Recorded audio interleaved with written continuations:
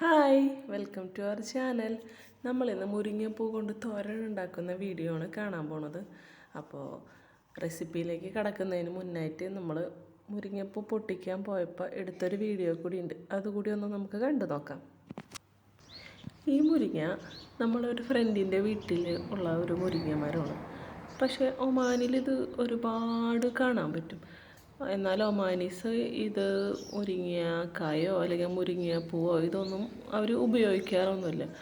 അപ്പം നമ്മളെ ഫ്രണ്ടിൻ്റെ വീട്ടിൽ നിന്ന് ഇപ്പോൾ പോയി പൊട്ടിക്കുന്ന ഒരു സമയത്ത് എടുത്തൊരു വീഡിയോ ആണ്.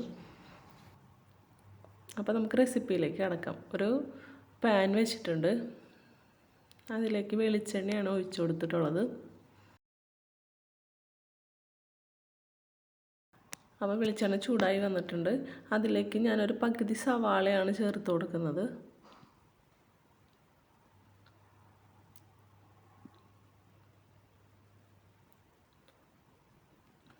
സവാള ഒന്ന് മൂത്ത് വരുന്നത് വരെ നമുക്ക് വെയിറ്റ് ചെയ്യാം.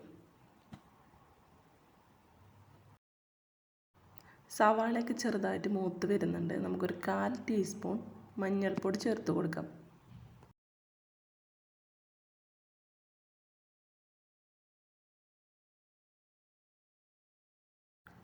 അടുത്തതായിട്ട് ചേർത്ത് കൊടുക്കാൻ പോണത് 1 ടീസ്പൂൺ മുളക് പൊടിയാണ്, കാശ്മീരി ചില്ലിയാണ്.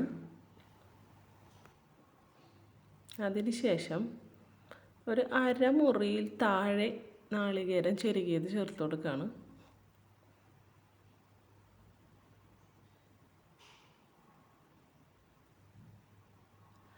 നാളികേരത്തിലെ വെള്ളമൊക്കെ ഒന്ന് വറ്റി വരണം. അതിനുശേഷം നമുക്ക് 2 മുട്ട ചേർത്ത് കൊടുക്കാം.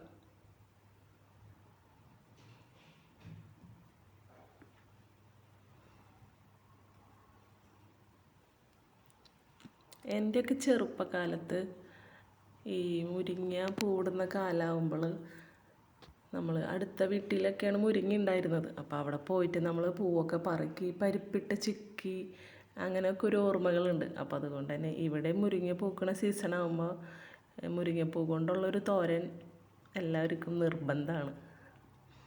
അപ്പോൾ നമ്മളൊരു 2 തണ്ട് വേപ്പില കൂടി ഇട്ട് കൊടുക്കുകയാണ്. മുട്ടയിലുള്ള വെള്ളമൊക്കെ പോയി നാളികേരത്തോട് നന്നായിട്ട് മിക്സായിട്ട് വരുന്നത് വരെ നമുക്ക് ഇളക്കി കൊടുക്കാം. അതിനുശേഷം നമ്മൾ കഴുകി വെച്ചിരിക്കുന്ന മുരിങ്ങപ്പൂ ചേർത്ത് കൊടുക്കുകയാണ്. ഇത് കഴുകുമ്പോൾ നന്നായിട്ട് ശ്രദ്ധിക്കണം, കാരണം ഇതിൽ ചെറിയ പ്രാണികളുണ്ടാവും. അപ്പോൾ നമ്മൾ 2-3 തവണ വെള്ളത്തിൽ നന്നായിട്ട് കഴുകുക. പിന്നെ കുറച്ച് നേരം വെള്ളത്തിലിട്ട് വെക്കുമ്പോൾ ഇതിൻ്റെ മുകളിലായിട്ട് ചെറിയ പ്രാണികളൊക്കെ ഉണ്ടെങ്കിൽ പൊന്തി വരും. അപ്പോൾ നമുക്കതിൽ നിന്ന് എടുത്ത് കളയാൻ പറ്റും. കുറേശ്ശെയാണ് ചേർത്ത് കൊടുക്കുന്നത്. എന്താണെന്ന് വെച്ചാൽ അത് കുഴഞ്ഞൊന്നും പോവാതിരിക്കാനായിട്ട് കുറേശ്ശെ ചേർത്ത് കൊടുക്കുക. അപ്പോൾ മുരിങ്ങപ്പൂ കിട്ടുകയാണെങ്കിൽ എല്ലാവരും ട്രൈ ചെയ്ത് നോക്കണം. എനിക്ക് ഈ തോരൻ കഴിക്കുമ്പോൾ ഒരു ചിക്കൻ തോരനൊക്കെ ഉണ്ടാക്കിയൊരു ടേസ്റ്റാണ് തോന്നാറ്. പിന്നെ ഈ പൂവിനും ഒരു പ്രത്യേക സ്മെല്ലാണ്. അതിനുശേഷം നമ്മൾ ഉപ്പിട്ട് കൊടുത്തിട്ടുണ്ട്. ഇനി നന്നായിട്ടൊന്ന് ഇളക്കി കൊടുക്കുക. ഇതൊരിക്കലും നമ്മൾ മൂടി വെച്ച് വേവിക്കരുത്. ഇത് മൂടി വെച്ച് വേവിച്ചാൽ മൊത്തത്തിൽ കുഴഞ്ഞു പോകും. ലാസ്റ്റായിട്ട് നമ്മൾ കുരുമുളക് പൊടി ചേർത്ത് കൊടുത്ത്, അത് ഓപ്ഷണലാണ്. ഇവിടെ കുരുമുളകിൻ്റെ ടേസ്റ്റ് ഇഷ്ടമാണ്, അപ്പോൾ അതുകൊണ്ട് കുറച്ച് കുരുമുളക് പൊടി ചേർത്ത് കൊടുത്തു. ഇനി ഉപ്പൊക്കെ ഒന്ന് ചെക്ക് ചെയ്യാം, എന്തെങ്കിലും വേണമെങ്കിൽ ചേർത്ത് കൊടുക്കാം. ഈ ഒരു പരിവാകുമ്പോൾ നമുക്ക് ഗ്യാസ് ഓഫ് ചെയ്യാം. ഇതിലിപ്പോൾ മുട്ട ഏതാ നാളികേരം ഏതാ പൂവ് ഏതാന്ന് തിരിച്ചറിയാൻ പറ്റാത്തൊരു സ്റ്റേജായി.